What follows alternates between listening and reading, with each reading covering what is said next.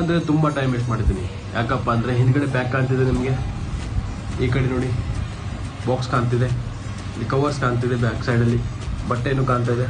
So ಇದಕ್ಕೋಸ್ಕರ ಬ್ಯಾಕ್ಗ್ರೌಂಡ್ಗೋಸ್ಕರ ನಾನು ವೀಡಿಯೋನೇ ಆಗ್ತಿರ್ಲಿಲ್ಲ.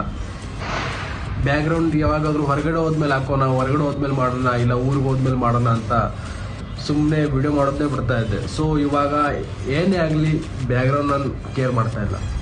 ಡೈಲಿ ಒಂದು ವಿಡಿಯೋ ಹಾಕ್ಬೇಕಂತ ನನ್ನ ಮನಸ್ಸಲ್ಲಿ ಬರ್ತಾ ಇತ್ತು. ಡೈಲಿ ಹಾಕಬೇಕು, ಏನಾದರೂ ಮಾಡಬೇಕು, ಏನಾದರೂ ಮಾಡಲೇಬೇಕು ಅಂತ ಡೈಲಿ ಏನಾದರೂ ಒಂದು ಯೋಚನೆ ಮಾಡ್ತಾ ಇದ್ದೆ. ಬಟ್ ವಿಡಿಯೋ ಮಾಡೋಕ್ಕಾಗ್ತಿರ್ಲಿಲ್ಲ. ಇವಾಗ ಏನು ಅನ್ನಿಸ್ತಾ ಇದೆ, ನಾನು ಏನು ಮಾಡಿದ್ರು ಎಲ್ಲ ಟೈಮ್ ವೇಸ್ಟ್ ಮಾಡಿದ್ದೀನಿ, ಇನ್ನು ಮುಂದೆ ಟೈಮ್ ವೇಸ್ಟ್ ಮಾಡಬಾರ್ದು ಅಂತ ಇವಾಗ ಅನ್ನಿಸ್ತಾ ಇದೆ. ಸೊ ಅಲ್ಲಿ ಬ್ಯಾಕ್ಗ್ರೌಂಡ್ನ ನೀವು ಇವತ್ತು ನೋಡೋಕೆ ಹೋಗ್ಬಿಡಿ. ಬ್ಯಾಕ್ಗ್ರೌಂಡ್ ಯಾಕಪ್ಪ ಅಂದ್ರೆ ನಾನು ಇರೋದು ಬ್ಯಾಚಲರ್ ರೂಮಲ್ಲಿ. ಸೊ ಇದೆಲ್ಲ ಕಾಮನ್ನು. ಸೊ ಇನ್ನು ಮುಂದೆ ಡೈಲಿ ಒಂದಾದರೂ ವಿಡಿಯೋ ಹಾಕಿ ಹಾಕ್ತೀನಿ. ನೋಡಿ, ಸಪೋರ್ಟ್ ಮಾಡಿ ಆ್ಯಂಡ್ ಲೈಕ್ ಮಾಡಿ. ನಿಮ್ಮ ಸಪೋರ್ಟ್ ಬೇಕು.